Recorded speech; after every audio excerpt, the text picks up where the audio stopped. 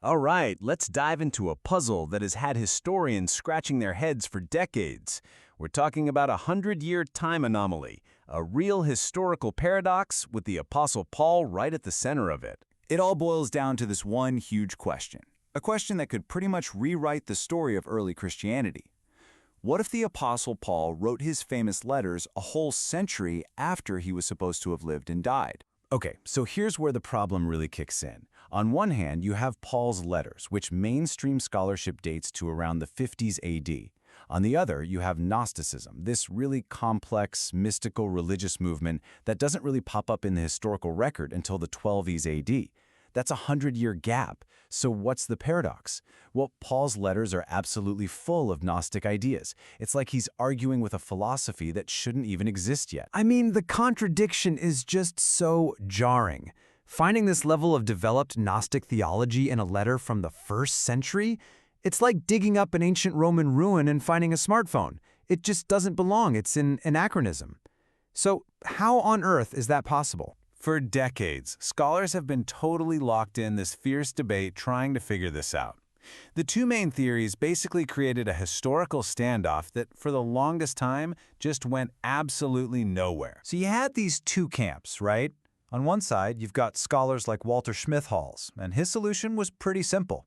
Gnosticism must have been around before Christianity. It was this pre-Christian thing, and Paul just borrowed some of its ideas.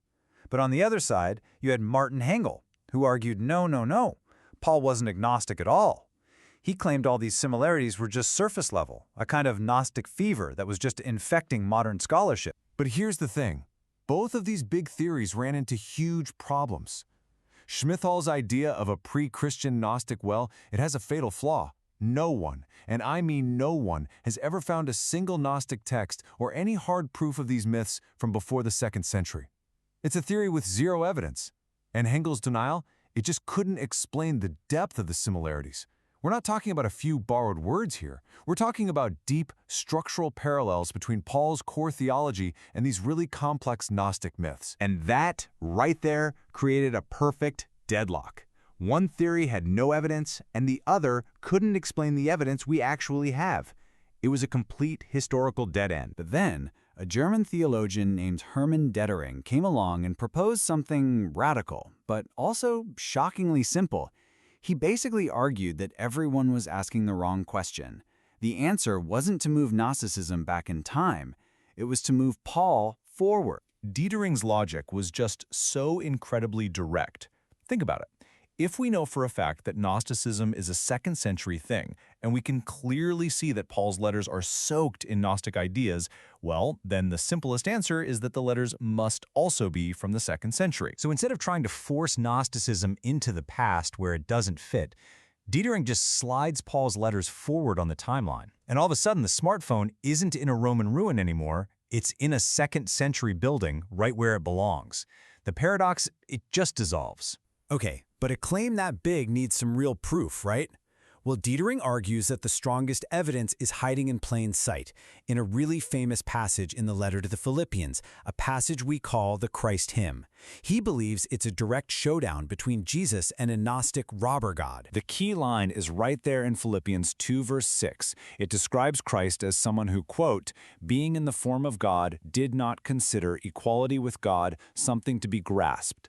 And that Greek word harpagmos can also be translated as something to be robbed. Now hold on to that word, rob. A robbery? I mean, that's a very strange way to talk about Christ, isn't it?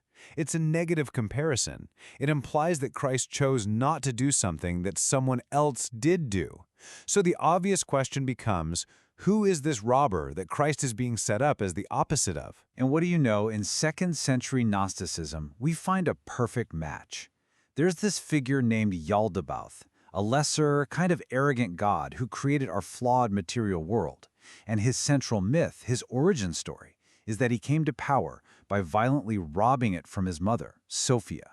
He is quite literally a robber god. And when you actually put the Christ hymn right next to the myth of Yaldabaoth, the parallels are just stunning. It reads like a point-for-point takedown.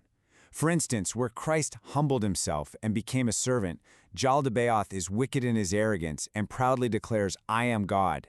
Where the hymn says Christ did not consider it robbery, the Gnostic text talks about the theft that her son had committed. It's a systematic, perfect inverse image, a direct argument against the Gnostic myth. And the clues just keep coming. The hymn uses technical Gnostic terms. Christ's self-emptying. The word is kenosis. That's a known Gnostic concept for a divine being leaving the heavenly realm. His likeness to man echoes the Gnostic belief that Jesus only appeared human. And maybe, most striking of all, he only gets the name Jesus after his death and exaltation. That fits a mythical being who earns a title, not a historical person who is named at birth. Now you might be thinking, okay, that's just one hymn. But this isn't a one-off find. Detering argues these Gnostic fingerprints are all over Paul's letters. Let me give you two more quick examples. First, in 1 Corinthians 2, Paul talks about the rulers of this age who crucified Christ because they were ignorant. In Gnostic beliefs, these are the archons, the demonic rulers of the material world who are blind to the true God. Then, in 1 Corinthians 15, Paul calls himself an ectroma, the miscarriage or the abortion. Now that sounds incredibly bizarre until you realize ectroma is a key Gnostic term for an unformed, spiritless being who needs redemption, which is exactly how some Gnostic myths describe humanity or even their creator God. So what all this evidence suggests is a total repositioning of Paul.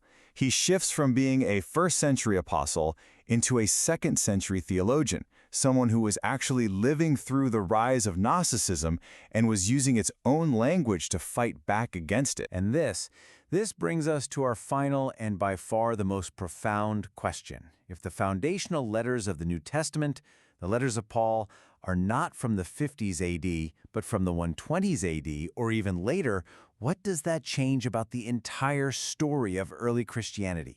It doesn't just shift a timeline, it rearranges the very origins of the faith itself. And that is something to think about.